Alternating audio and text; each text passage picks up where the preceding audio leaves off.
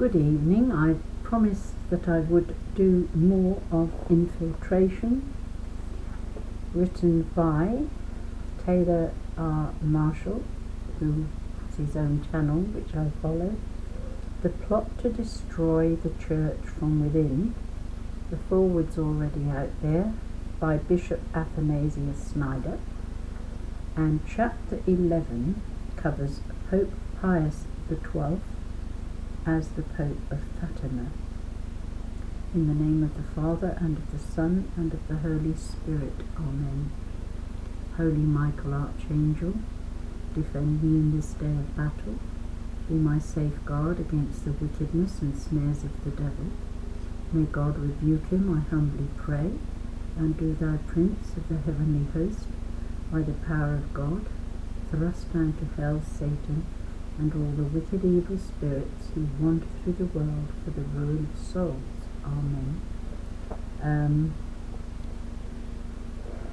The plot to destroy the church from within.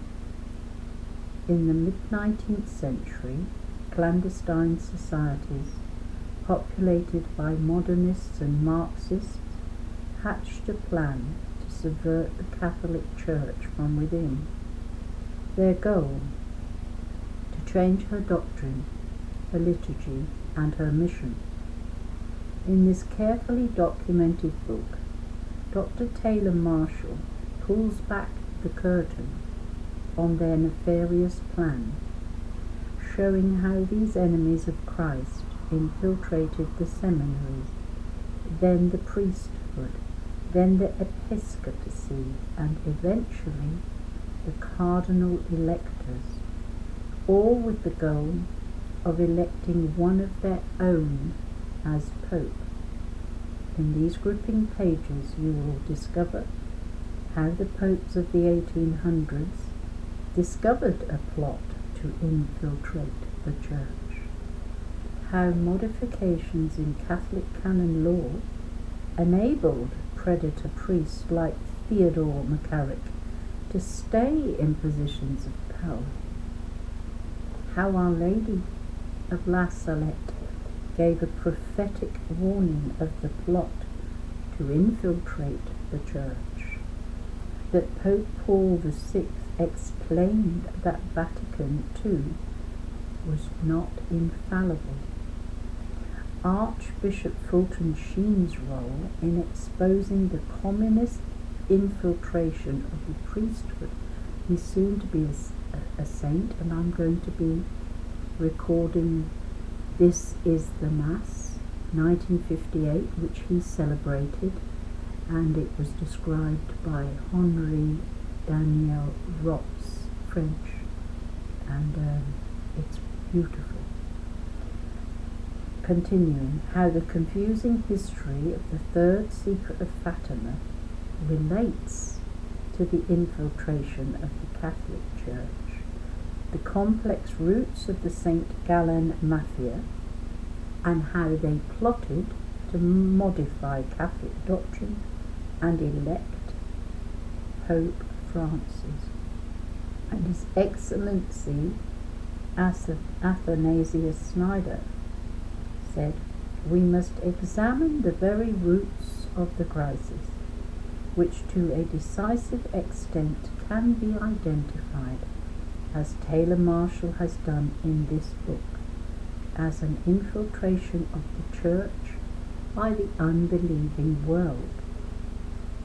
Well, it matters to Catholics, but it should matter to everybody, because the world is headlong going into communism. It'll change the lives of the whole world if they achieve that goal. It will be a dreadful, dark, dark age. It will be dreadful beyond anybody's imagination. I'm going to continue now with reading chapter 11. Pius XII as the Pope of Fatima. Therefore, the whole and entire Catholic doctrine is to be presented and explained. By no means is it permitted to pass over in silence or to veil in ambiguous terms the Catholic truth regarding the nature and way of justification, the constitution of the Church, the primacy of jurisdiction of the Roman Pontiff, and the only true union by the return of the dissidents to the one true Church of Christ. Pope Pius XII, Instruction on the Ecumenical Movement. There seems to be only one apparent error in the message of Fatima. The lady in white told Lucia, "The war is going to end, but if people do not cease offending God, a worse one will break out during the pontificate of Pius XI. Pius XI died on 10th of February 1939, and World War II did not officially begin until the German invasion of Poland on the 1st of September 1939. During the pontificate of Pius XII, was Lucia wrong about the beginning of World War II? Lucia did not release this information until 1941, so she could have easily fudged or corrected the mistake. One might argue, however, that the worse war foretold by Our Lady of Fatima did begin prior to 1939, when Germany annexed Austria and made claims over parts of Czechoslovakia in 1938 during the pontificate of Pius XI. The chess pieces were already moved into position.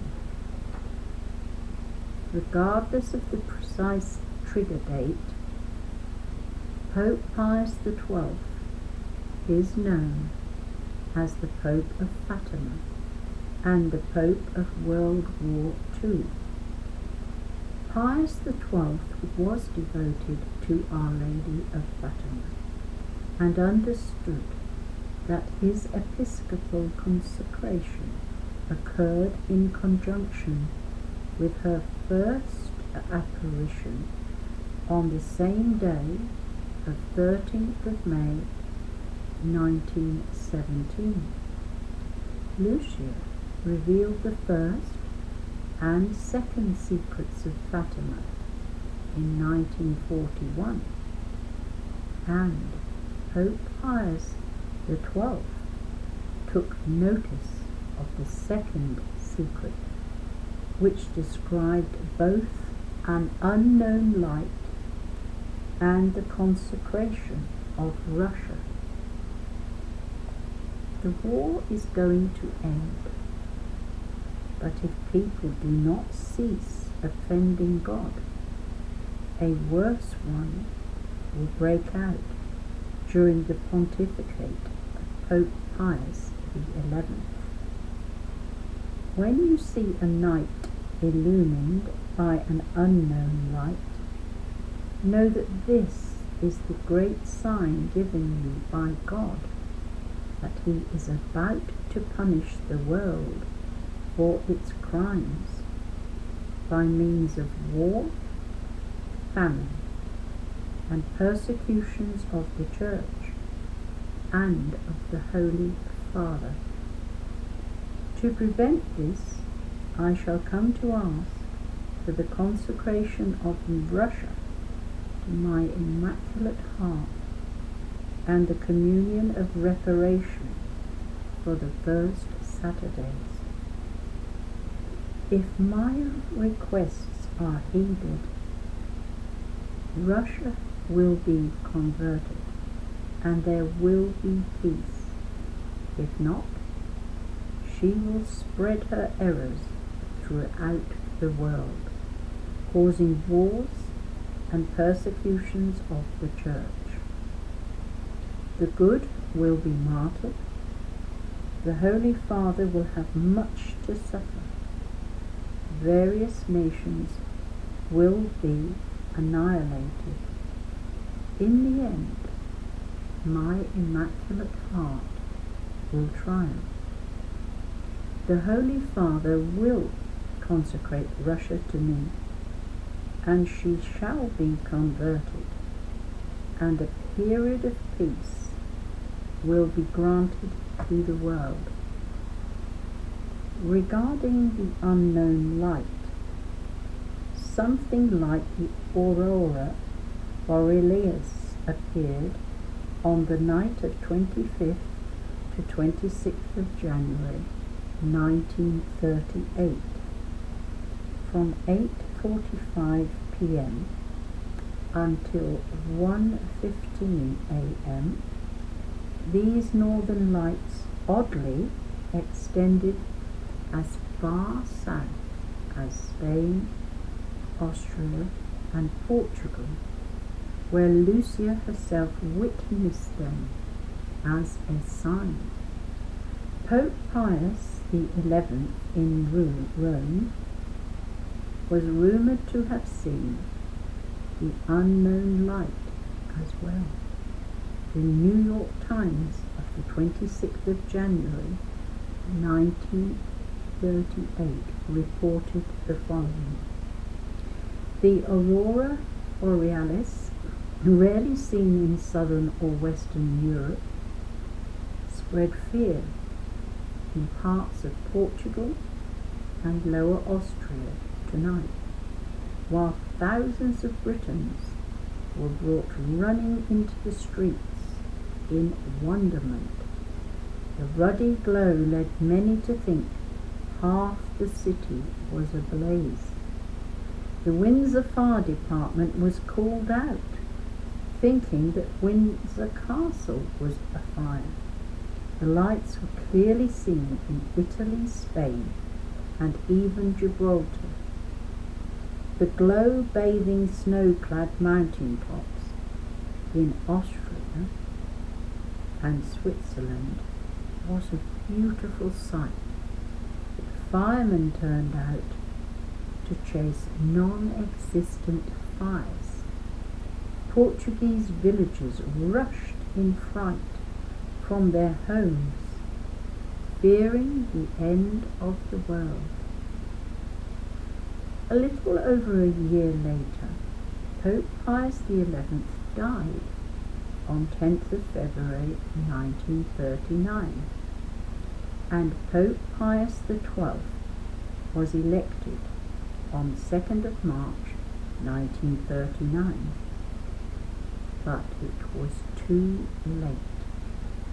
When you see a night illumined by an unknown light, know that this is the great sign given you by God, that He is about to punish the world for its crimes by means of war, famine, and persecutions of the Church and of the Holy Father. While World War II burned through the world for its crimes, Pope Pius XII attempted to obey the Blessed Virgin of Fatima. In 1942, he performed the Fatima consecration to the Immaculate Heart of Mary for the entire world. This would set the pattern for many more papal consecrations to the Immaculate Heart of Mary that would not specify Russia in their formulas. This has given rise to decades of debate over the consecration of Russia.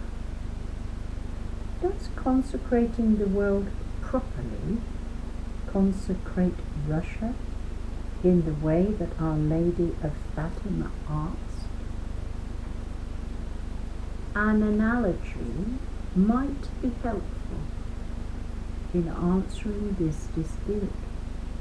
If a father asked the Pope to bless his terminally ill son, and the Pope replied, "Yes, I will be happy to do this blessing.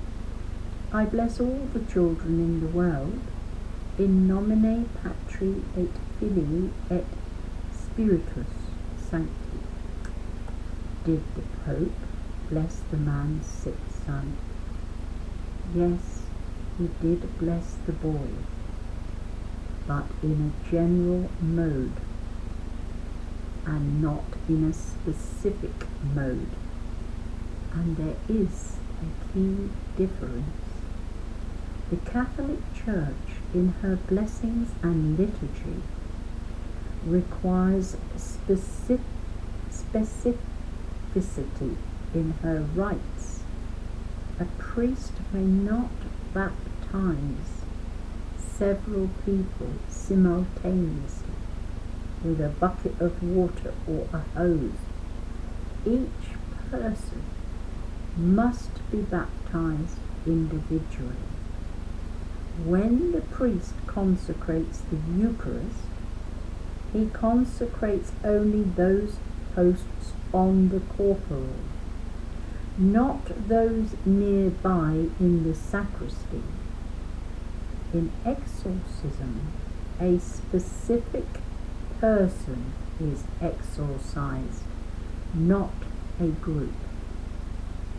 The instructions given by the Blessed Mother at Fatima to Lucia regarded a specific consecration of Russia, and not a general consecration of the world. And yet, on the following dates, popes have refrained from doing so because of the great pressure that Russia placed on Europe and on the Catholic Church beginning in the 1940s and up through our own time. Pius XII, on 31st of 1942, Paul VI on 24th of November 1964, and John Paul II on 13th of May 1982. And a footnote. Concerning this request, Sister Lucia told Professor William Thomas Walsh during a 15th of July 1946 interview,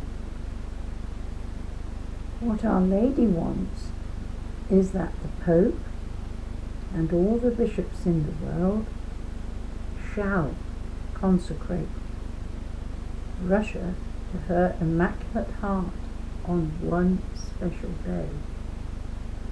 If this is done, she will convert Russia, and there will be peace. If it is not done, the errors of Russia will spread through every country in the world." It's Professor Walsh. Does this mean, in your opinion, that every country, without exception, will be overcome by communism? Lucia. Yes, William Thomas Walsh, Our Lady of Fatima, New York, Image Books, 1990. I was in my mother's womb on that date, 15th of July, 1946. I was not born until the 1st of December. And I must admit, retrospectively, looking back over all these years, the words of Our Lady, the prophecy that she's made, is actually coming to fruition now. The days that we are in, and this is not in the book, this is me talking, are here now. The communism is upon us, hitting us, creeping, racing, galloping. All the governments of the world are affected by communism. Their opposition, like Jeremy Corbyn, is now known to be a communist, and he was the leader of the Labour Party. But the leader who's replaced him is not very good. He's not strong at all in the right way. He's very weak. So there will be no opposition to all this communism takeover. All the ideas of the Chinese are being directly exploded in the world right now. Everything. America, everywhere. We are being hit with communism right now as I am reading this book. In my lifetime, I never thought I would see this. No, I'm going to read on. We need to pray against communism, all of you out there. John Paul II, on 25th of March 1984, with all the bishops. Francis on 13th of October 2013. All of these were general mode consecrations of the world to the Immaculate Heart of Mary, and yet she requested Russia. That's the key. And as such, they were gracious, good, and beneficial to the Catholic Church, and by extension to all humanity. Remember, O most gracious Virgin Mary, that never was it known that anyone who fled to your protection, implored your help, or sought your intercession was left unaided. And yet it is not an exact papal consecration of Russia to the Immaculate Heart. There is one, and only one, papal consecration in the history of the Catholic Church that comes close to meeting the specific consecration of Russia to the Immaculate Heart, and it is found in Pius XII's Apostolic Letter Sacro Virgente, dated 7th of July 1952. There Pius XII recounts the 1,000-year relationship of Rome with the Russian people, beginning with the missionary efforts of St. Cyril and Methodius, on whose feast day this letter was written, who was sent by Pope Adrian II to the Slavic peoples. Pius recounts the happy fellowship of Rome and Russia, and mentions the relief provided through his own mediation as Cardinal Pacelli by Pope Benedict XV and Pope Pius XI. Without apology, he notes that Pius XI assigned the traditional Leonine prayers after Low Mass to be prayed for the unhappy conditions of religion in Russia.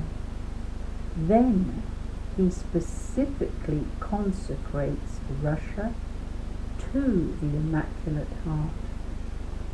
We therefore, so that our prayers may be more readily granted, and to give you a singular attestation of our particular benevolence, as we a few years ago have consecrated the whole world to the Immaculate Heart of the Virgin Mother of God.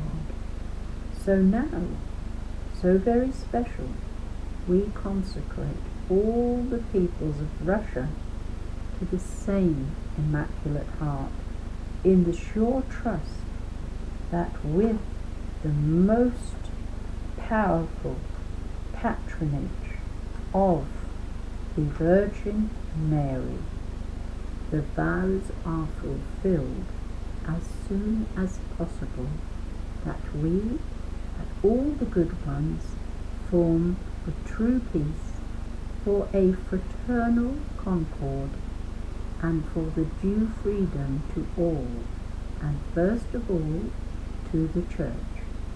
so that through the prayer that we raise together with you and with all Christians, the saving kingdom of Christ, which is the kingdom of truth and life, the kingdom of holiness and grace, the reign of justice in all parts of the earth, may triumph and steadily grow. Pius XII explicitly refers to the international consecration of all nations in 1942, and here in 1952 he renews it again, but this time for Russia specifically. We consecrate all the peoples of Russia to the same Immaculate Heart in the sure trust that with the most powerful patronage of the Virgin Mary, the vows are fulfilled as soon as possible. This, in fact, appears to be a specific and precise papal consecration of Russia to the Immaculate Heart, and in some way, fulfills the request of Mary in 1917, but it did not include the participation of the bishops of the world. Hence, it does not fulfill the precise instructions of Our Lady. Less than 2 months later, on the 2nd of September 1952, Pope Pius XII sent Father Joseph Schneeider to Coimbra, Portugal, to interview Sister Lucia in her convent about the third secret.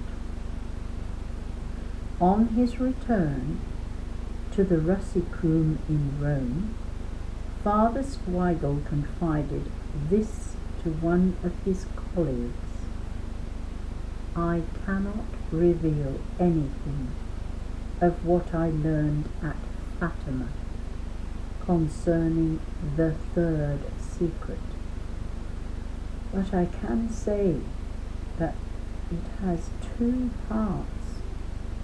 One concerns the Pope, the other, logically, although I must say nothing, would have to be the continuation of the words in Portugal: the dogma of the faith will always be preserved.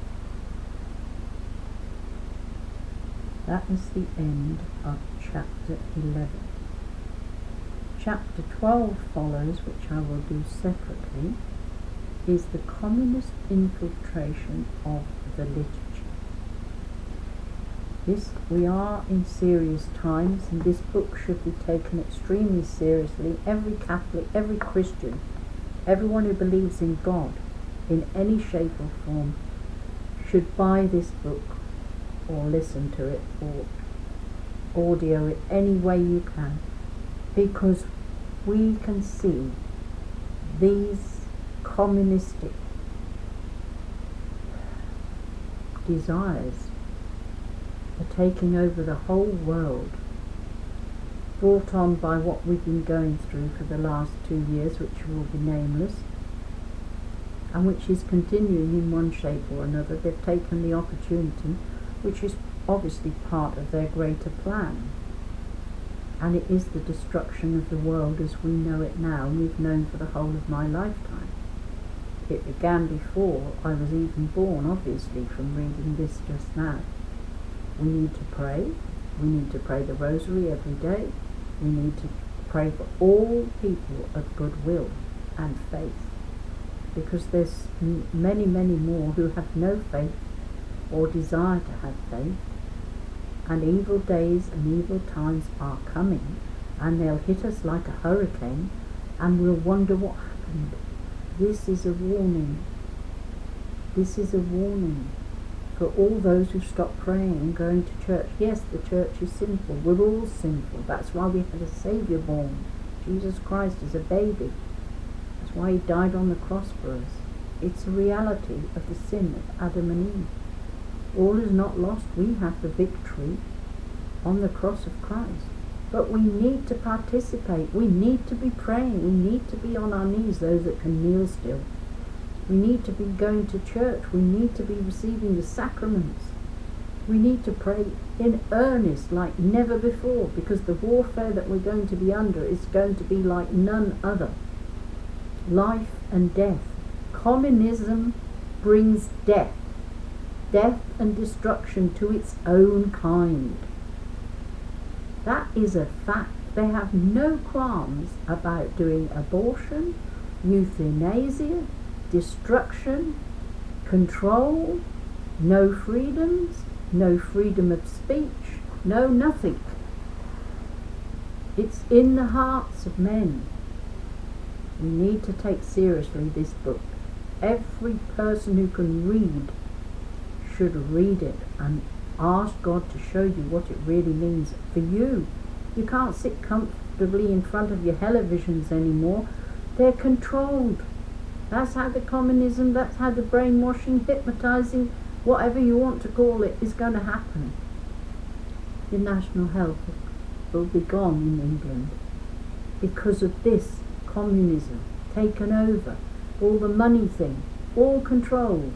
They're going to break every country's economy so they can control the world through a one world government. No God. They won't want anyone believing in God.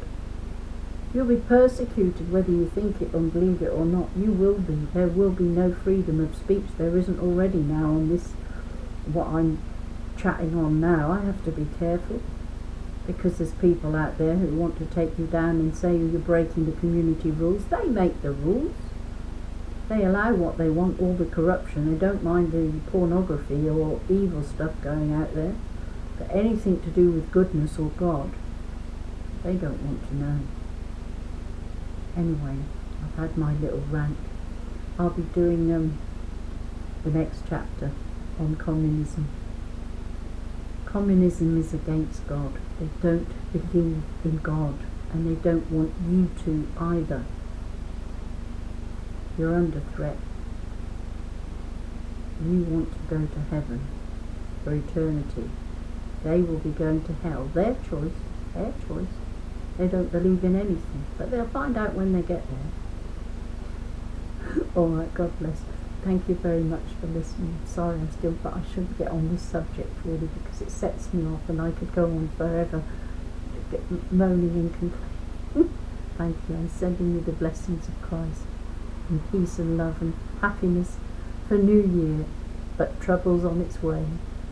And I ask God to give you the strength to cope with it.